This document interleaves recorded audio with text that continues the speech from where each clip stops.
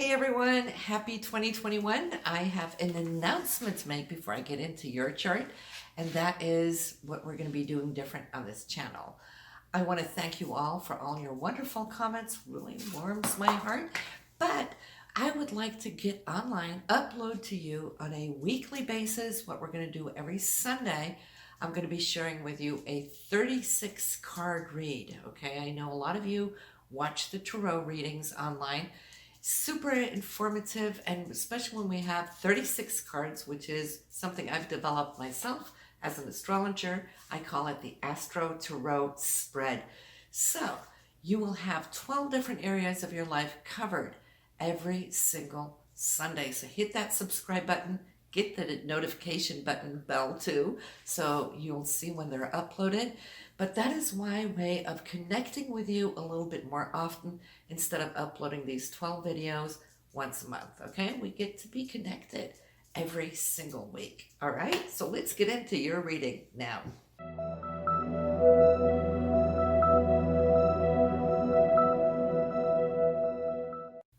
Hello, Gemini, and Happy New Year. It is January's forecast that we're going to be looking at here for you. And, well, we're done with 2020, which is a great help. I mean, that has just been a test for so many, and also for you. What I do see here, January, we're going to go through the short and the skinny of it. It's going to be a great month in some ways, where I can feel and see that there's some breakthroughs, and yet at the same time, a little bit of a bumpy road, okay? So we're just going to have to get through that. First and foremost, we have the new moon on January 12th, which is going to line up with Pluto. That is powerful, you know, emotionally, because the moon is how we react and Pluto is how we either take in and become victimized or how we project, right? And so emotionally, this can be a very powerfully laden day, but it's also the day that we put down our intentions, right? And we always talk about the new moon intentions. So that can become a very positive if we are aware and use it correctly, where we can get down to the bottom of those very passionate goals that we have for ourselves. For you, that will be, in fact, money and savings. It's your 8th house, right? But the 8th house is also the house of intimacy. So yes, on a physical level, this can be something very transformative and good in that sense. But we just want to be very careful of how we react, because we might feel triggered. And that is because of Jupiter and Saturn. They now, on January 1st, have already moved into Aquarius. Saturn being 1 degree and Jupiter 2 degrees, and in Aquarius, and it is squaring off to Mars that's coming up. So we might feel a little triggered with that. We might feel that, you know, our meaning, what it is that we do want. And of course, it's a political month, and I'm not political at all, but these things can surface. So we're also talking nationally. We're not just talking individually, though it could trickle down to our level as well. So with this Mars is a little explosive because it's coming to Uranus. They will couple together in a conjunction. That will be January 7th, moving into Taurus. So it's leaving your 11th house where it's been stuck, you know, from spring, early summer of 2020. So you've been working on your network. You've been working with your groups and so forth. And I feel now that it's moving into your 12th house, that's where Uranus has been moving. When they conjunct, this can create something. And that's going to be the week of the 17th through the 23rd. This is going to be highly ignited.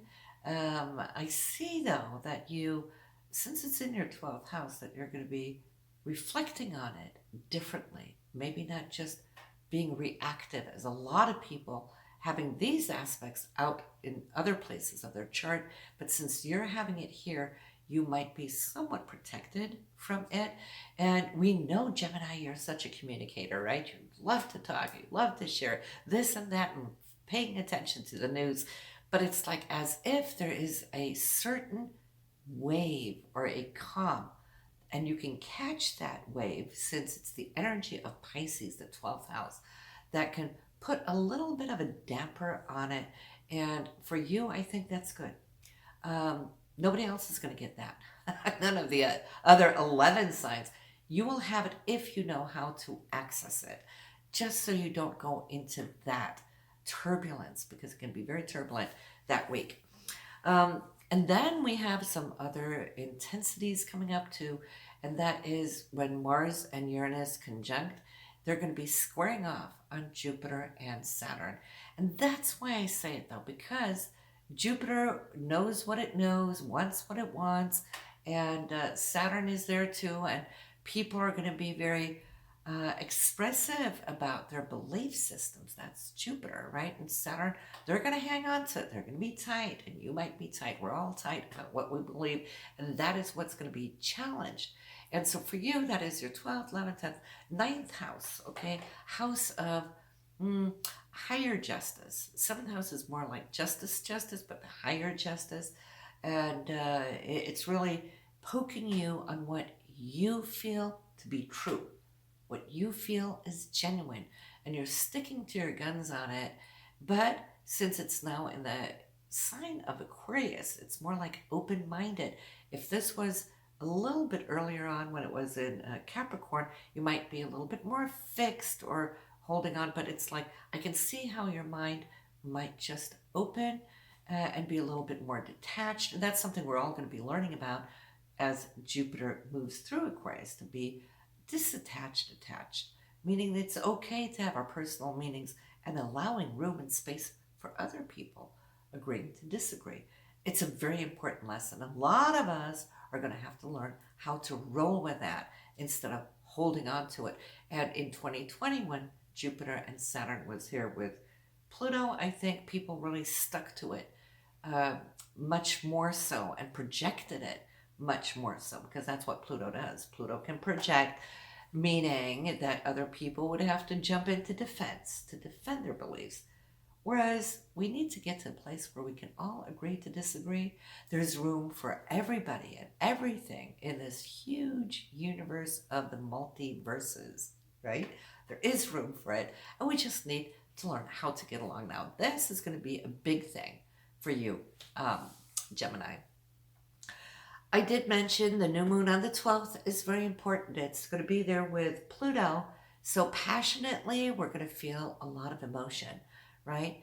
But that can propel you into really looking long-term on what it is that you're wanting to attain as far as the law of attraction.